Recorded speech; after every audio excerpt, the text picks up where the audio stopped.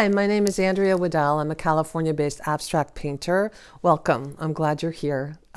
Today's video is a Zoom class that I taught. It is the demonstration piece of one class, and I thought it would be interesting for you because I'm talking about composition, which is most people's place of interest. There's always this question of, now what do I do, and how do I step back from what I'm doing and analyze it with some tools of analysis that will give me a sense of how to do something so I can react to that thing. So if you think about composition as containing these elements, which I'm sure you've heard before, it is shape, texture, edges, value, line, space, and color. That already gives you a little bit of language to think about when you're looking at your work. So in this demonstration section, what I was doing is kind of talking about shape and a little bit about texture, edges for sure, and also about color. And as I'm doing that, I'm also teaching little techniques in oil and cold wax that you can do to find interest when you're working, on your compositional elements. And they ultimately became these little paintings behind here, those demos that I'm doing. And some of the tools that I'm using when I'm teaching are, so the oil and cold wax is set up overnight. So that means it's a little bit, when you touch it, it's sticky, it's not completely wet, and it's not completely dry. And I'm doing all kinds of things. I'm going to be pressing in texture, and you can press in texture with all kinds of tools. Kitchen tools, I'm sure you've seen these kinds of things now. A little skewer, I got a little comb here. I don't think I show this in the video, but I'm showing it to you now. And I'm adding paint in two ways. One way is just brayering it on, and the other way is transferring it. So I'm using this transfer paper. Well, it's not transfer paper. It is, what is this? This is mounting paper, and it's kind of slippery to the touch. And I'm working with that in this video. And another thing that I'm doing in this video is I have cut out my own shapes or stencils or shape makers. And that's another technique that I'm teaching. So I hope you get something out of watching this quick little sequence here. And if you like these videos, go ahead and subscribe. And if you want to learn more about what I do, go ahead and go over to AndreaWedell.com. So I'm working with multiple demo boards here when I'm teaching. And this is one that was just showing base layers of complementary colors. This is an old demo board, as all of these are. I use these for teaching. So that's the first thing I'm showing, and I'm talking about that edge there that's really rough, and that'll be something that I'll want to correct in these next layers. And just starting to sculpt into it before I decide, I'm not getting anywhere here. I'm going to show you a different board. So I pull up this next one and looking for opportunities to dig in and play with and press in texture. When the paint is semi-dry, there's so much opportunity to create really exciting texture and do it really deliberately. So you let that paint and the cold wax set up overnight or in 2 days, and you can press into it with all kinds of things or drag things through it, or artists get really creative with the types of stuff they can use.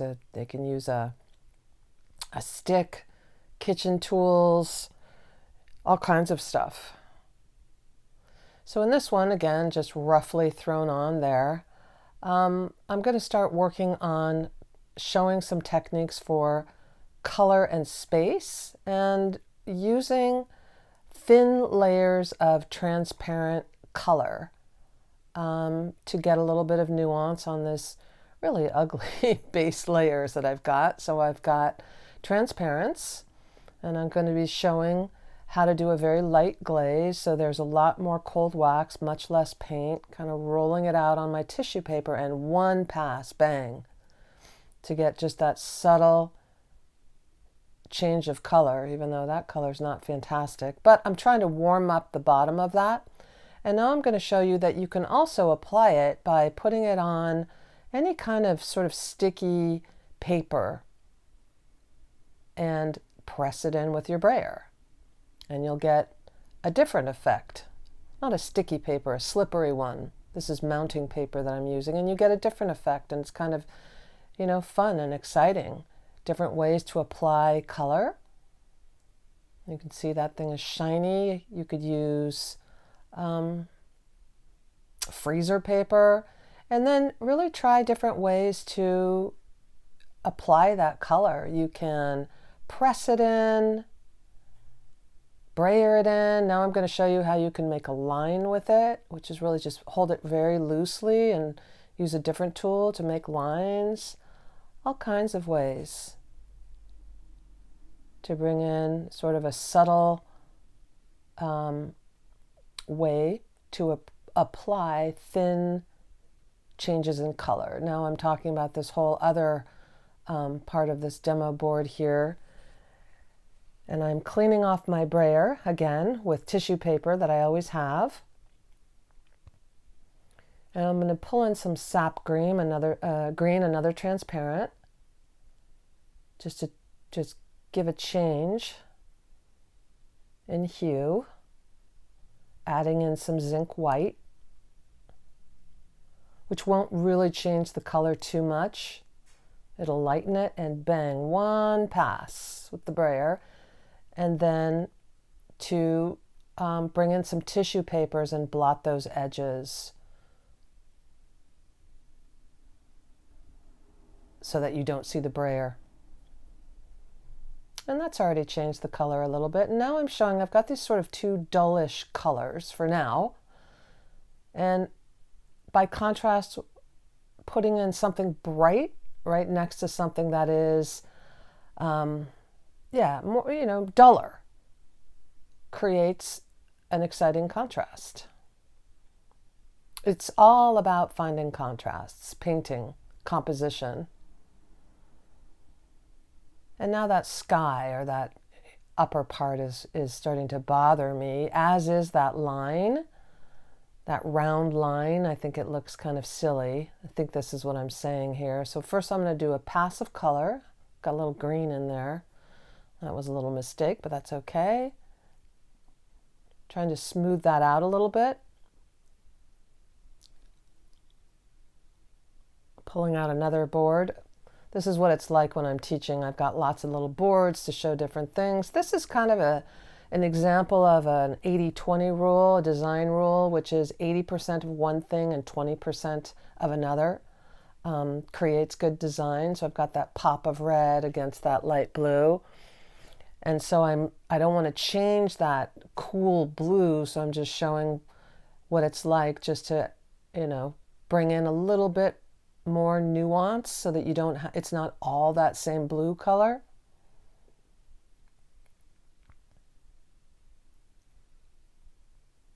And then I'm pulling in my sap green. I'm not really sure why I do this, but that's what I'm doing.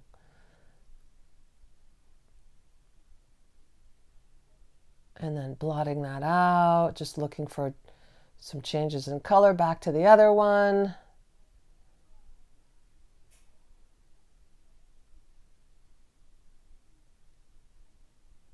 And I want to correct that line. I want to pull in my stencil that I made, my little shape maker here, and I want to, that little round line thing is bothering me. And so this is what you can do. It's really fun.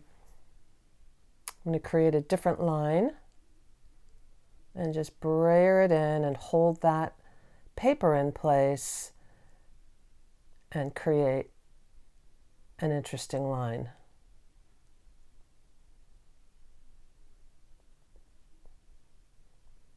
And for this one, another way to make a shape is another little cutout, and it creates something interesting again.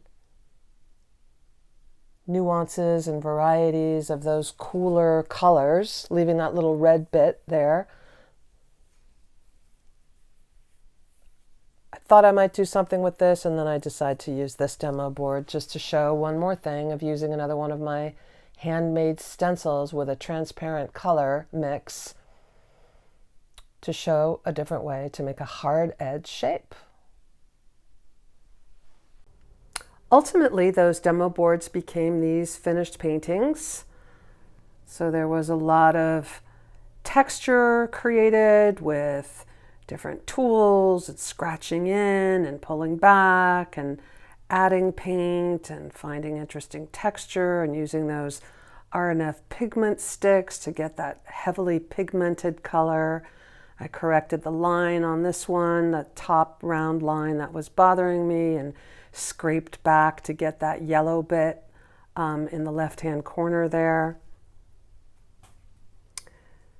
So I hope you got something from watching this video. Learning oil and cold wax, like any other technique, it's kind of like going to the art supply store and you buy a new color or a new tool and you get really excited about it and it stimulates your creativity. But then in the end, you still need to know what you're doing in terms of composing and learning how to look at your work and evaluate it. So if that is something that you struggle with or need help with or want support with, hop on over to AndreaWedell.com and find out how I can support you.